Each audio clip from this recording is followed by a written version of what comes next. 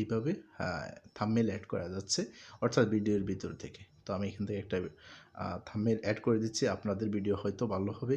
এখানে আসার পর দেখতে পাবেন যে এখানে ক্যাপশন লেখার জন্য বলা হয়েছে। তো আমি এখানে ক্যাপশনটা লিখে দিচ্ছি। আমি এটা আগেই লিখে রেখেছি, এখন আমি কপি করে এনে পেস্ট করে দিচ্ছি। তো আপনারা এইভাবে ক্যাপশনগুলো লিখে দেবেন আর এখানে ৩ টা হ্যাশট্যাগ দিয়ে দিবেন। দেখুন আমি হ্যাশট্যাগ দিয়ে দিয়েছি। তো অবশ্যই আপনার ভিডিও সম্পর্কে যেটা যায় ওই ধরনের হ্যাশট্যাগ দিয়ে দেবেন। তারপর যে কাজটা সবাই করে না, যেই কারণে ভিডিওতে ভিউজ কম আসে, দেখুন এই যে দেখতে পাচ্ছেন যে এখানে কলমের মতো একটা আইকন দেখাচ্ছে, এই কাজটা কিন্তু অনেকেই করে না।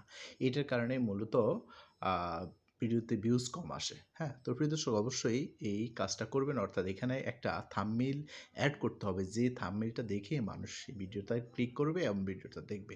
তো কলমের মতো এই আইকনের উপরে ক্লিক করে দিবেন। দেখুন, দেখুন এই কলমের মতো আইকনের উপরে ক্লিক করে দেবেন। কলমের